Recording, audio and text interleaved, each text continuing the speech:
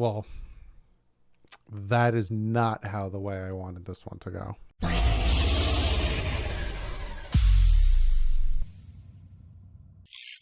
What is up, Finn fans? Unfortunately, the Miami Dolphins lose to the Cincinnati Bengals 27-15. I got a lot to talk about. A whole lot to talk about. But first, let's get into some stats, and then we'll jump into what I want to talk about. So Teddy Bridgewater came in 14 for 23, 193 yards, 1 touchdown, 1 interception. Tua Tagovailoa 8 for 14, 110 yards, and that unfortunate interception. Raheem Mostert 15 carries, 69 yards, 4.6 yards a carry. Teddy Bridgewater had the 1 carry for 11 yards. Chase Edmonds 5 for 6, not good. Tyreek Hill 10 catches for 160 yards. Trent Sherfield 4 catches for 5 yards.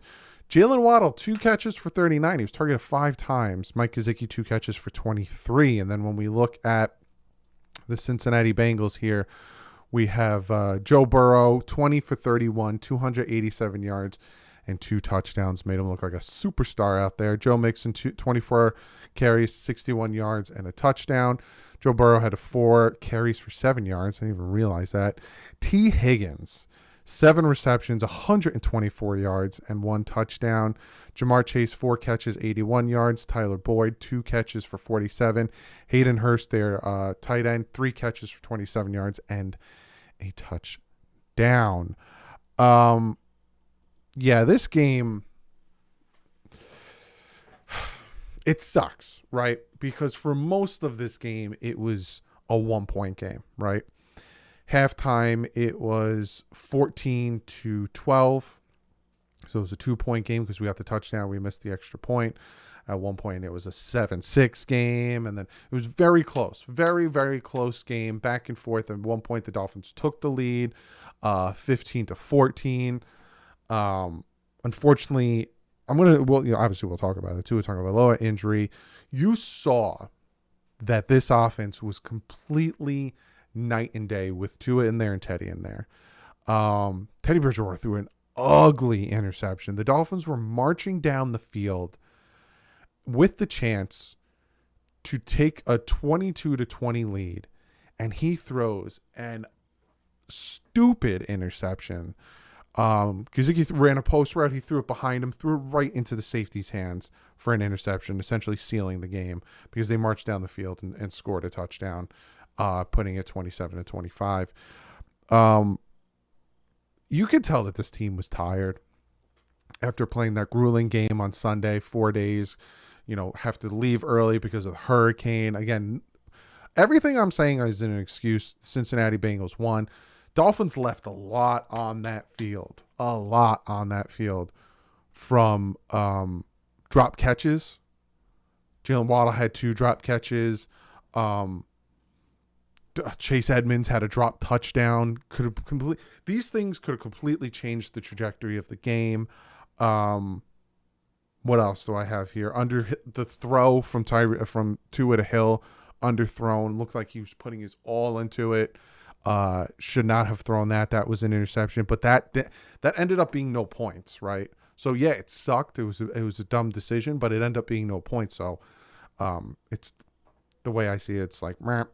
But the defense, poor tackling. Joe Burrow had so much time. The only time we got pressure on Joe Burrow was sending blitzes.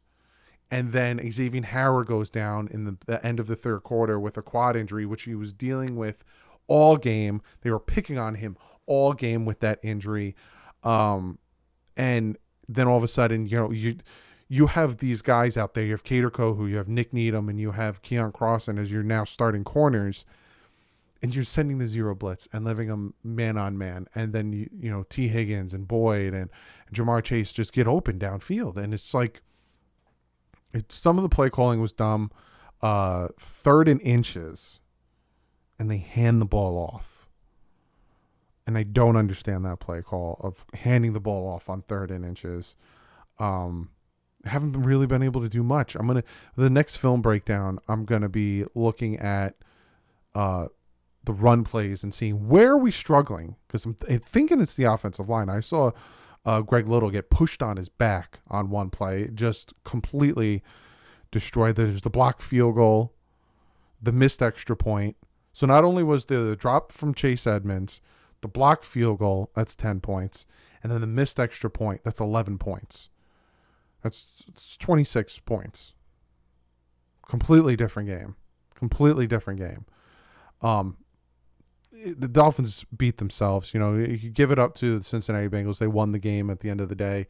But this team, poor tackling, no pressure on the quarterback, interceptions, missed field goal, dropped touchdowns, dropped first downs. They looked like a team that played a grueling football game in the sun on Sunday and then had to travel 2 days later and then played another football game. And it's funny because people might be like, you're making excuses. And yeah, we lost. I'm not saying we didn't. But if the announcers and people are even talking about the Thursday, I hate Thursday night football games. I've been on record for saying I hate Thursday night football games. I think Thursday night football games should just be for Thanksgiving. I can't stand Thursday night football games for this exact reason, right? Because if the situation was flipped and the Cincinnati Bengals played a grueling match in wherever, a hot grueling match wherever, and then they had to travel to Miami, they probably would have lost too. It takes a toll on their body. So I'm not a big fan of these Thursday night games. Another thing I noticed, the offense just seemed off, right? Like even before Tua got out, there was a play where Gesicki and Tua are trying to get Hill lined up properly. Then there was another play where they had to call a timeout because Tua is telling someone to line up in the proper position. And then Teddy Bridgewater was confused with some routes and certain things. And then Sherfield was in motion and Teddy's like telling him something while he's going in motion. They just seemed off. They seemed really off. Was it because of the lack of really going through a playthrough, a walkthrough because of the hurricane? I don't know. But they're 3-1. The sky's not falling. Season's not over. People looked at the first 4 games with the Patriots, with the Ravens, with the Bills, and with the Bengals, and a lot of people had them going 0-4. Some of them had going 1-3 because of the Patriots game. But the Dolphins coming out of this 3-1 out of the first quarter is something that I'm really happy with. Build off of it. They have 10 days to get their stuff together, to heal up. They're heading here for the Jets. I will be at that game. I'm going to do my quarterly review. We're going to look at it. It just really sucks about the Tua injury. And I think it was an unwarranted slam by the Bengals defensive lineman. He did not have to slam him down like that. Tua is out of the hospital. They announced it towards the end of the game. He was discharged and he will travel back to Miami with the team, which is good. When I get more information on Tua and what happened and when the prognosis of when he can come back and all that stuff, I will let you guys know. That him getting injured kind of sucked the air right out of the game. And you felt it, right? I felt it in the chat. You felt it on the field. You had Bengal fans chanting to his name. You felt it. Really sucked the air out of the game. And then Teddy coming in, and he just struggled. Now the next 10 days, it's going to be a conversation of Teddy versus Skyler. Because Teddy just wasn't it. He just wasn't it in this game. I don't know. I don't know if you stick with Teddy. Because and we'll do the film breakdown. It was a pass to Gesicki, and he floats it. So Gesicki has to catch it, has to jump up and catch it, and then run to try to get the first down, and the defender's already there. And then there was a deep pass to Hill that he just floats it out of bounds. And then another one that almost intercepted. Like you have to ask yourself, if you're Mike McDaniel and you look at the film, do I put Skylar Thompson in? Skylar Thompson can take the top off of a defense with Tyreek Hill out there. We'll see. These are things that are going to be talked about in the next 10 days. We're going to know about Tua. We're going to know how, the extent of his injury, how long he'll be out. Will he be put on IR? If he is put on IR, minimum of 4 games he will be out, which means that the next game that he could play is the Bears game, week 9, if he is put on IR. But Byron Jones is able to come back this week. Hopefully this 10 days, X can heal up and his quad injury, his strain is healthy. And then we get both Byron and X for the Jets game because we're going to need it. We're going to need it against the Vikings with Jefferson. So hopefully these guys can get healthy. But unfortunately, we lost 3-1. Again, you're not going to win them all. This is a game that the Dolphins could have won. It was a very close game for a very long time until the very end with the dumb interception, and they kind of just sealed the game on their own. But build off of this, and here's the adversity. Let's see what Mike McDaniel can do. Got a long break until we face the Jets. I will be at that game. But other than that, guys, had a blast in the live stream with you guys.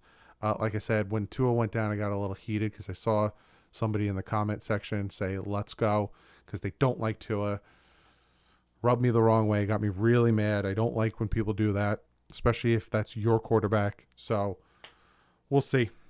We'll see how Tua's doing. I'm glad he's out of the hospital. But other than that, I will see you tomorrow. If not tomorrow, the day after. It's late. I'm recording this. It's 11:30. But I love you guys. Like usual, stay classy. My friends up.